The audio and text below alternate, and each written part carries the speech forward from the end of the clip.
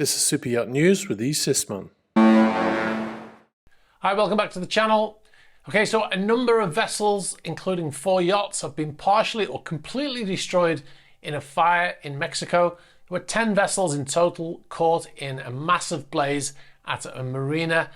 The marina's name was Marina Palmira de la Paz, and it's in the same vicinity of another story that we did recently about a yacht called Ricacha, which sank after a massive storm hit the region.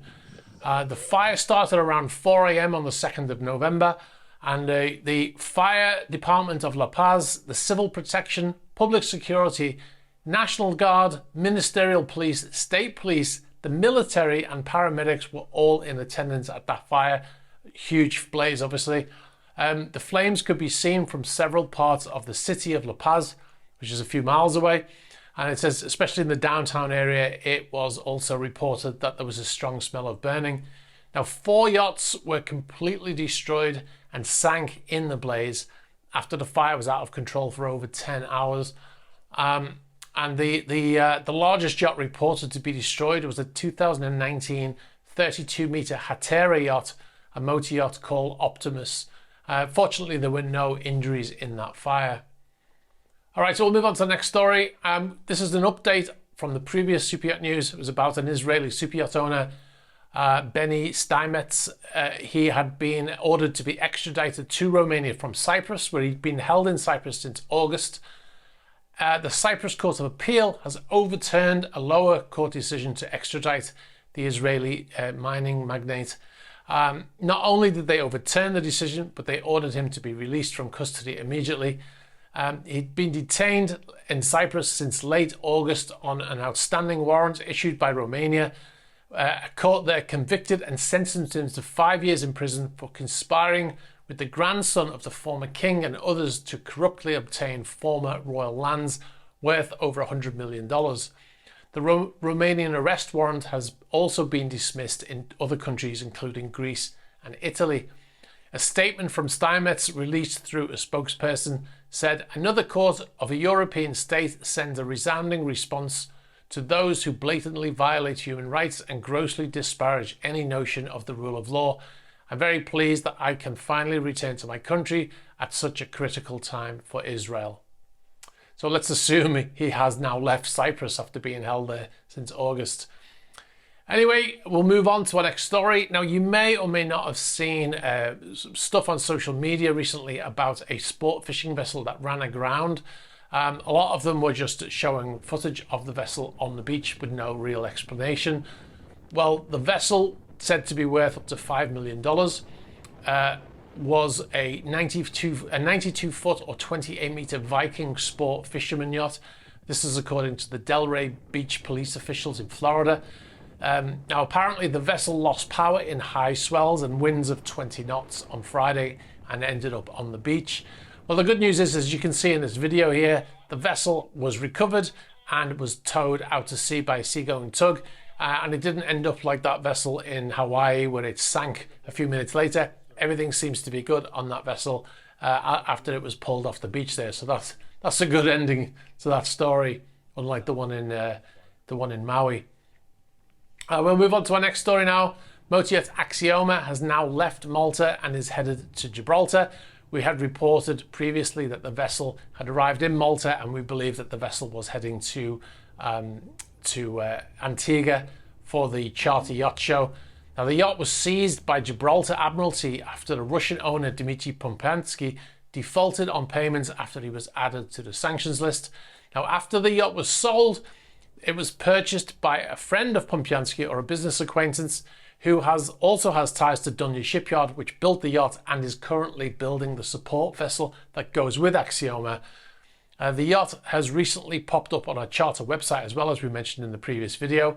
It's on the Camper and Nicholson website for €660,000 per week. Our contacts close to the vessel have said that the vessel is indeed headed to Antigua for the Charter Yacht Show, which is in December. All right, so we've got a yacht spot here for you. You might remember this vessel came up recently in our stories. This is pictures of the former motor yacht Kismet. The vessel has now changed names. and it is now named Whisper. Now, as you can see from the photographs here that was sent in to us from Barcelona, the vessel still has some things with Kismet written on it.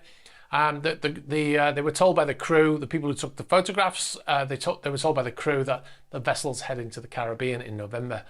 Now the boat has been, the stern has been repainted with the new name. The stern door was open, so you can't see it properly here, but you can see it says Whisper. But the uniforms and the fenders still say Kismet. Now the photos were sent in by the Davis family, so much appreciated to the Davis family for sending in those photographs.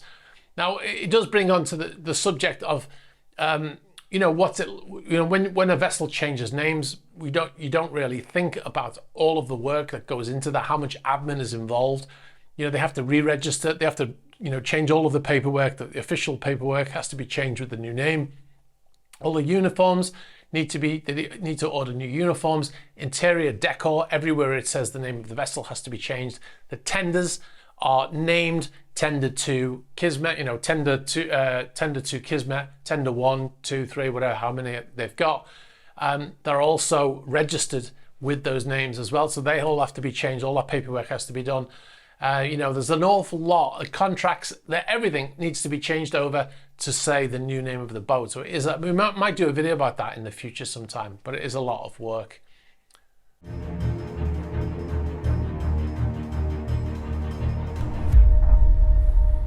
But we mentioned in the previous video, it looked like he was having work done on the stern of the vessel. Also, if you haven't yet seen our latest feature, which was about motor yacht Scheherazade in Marina di Carrara in Italy, it's a new update on what's been going on with the boat, modifications and upgrades that they have.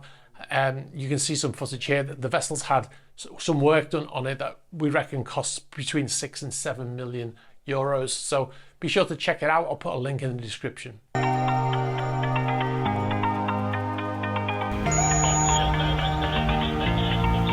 What I'm going to be doing in this series of vlogs is recording the journey across the Atlantic. All right, if you want to see the 10-part vlog filmed on board a yacht I was on crossing the Atlantic and beyond, sign up to patreon.com/gsysman. You'll find behind the scenes videos and extras not published on YouTube, including behind the scenes videos from our recent trip to Italy, Monaco and France. We also recently made a video showing how we make the Super Yacht News videos, as well as the Patreon chat series and the Patreon only Q&A series, where you can ask questions answered in Patreon only videos.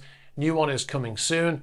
You'll get early access to YouTube features advert free as well. And also be sure to check out the Super Yacht News channel. It's all the goodness of this channel chopped up into bite-sized chunks, but you can also now find the full version of this news video on that channel, usually 24 hours later. All right, guys, if you've got any information about any of the stories here or any other stories, please be sure to get in touch the following way. You can get us in the email address below in the ticker. You can get us on the About page of the YouTube channel, get us on Instagram, on Facebook Messenger, on Twitter, and on Threema. Be sure to like this video, hit the subscribe button, and hit the bell for future notifications.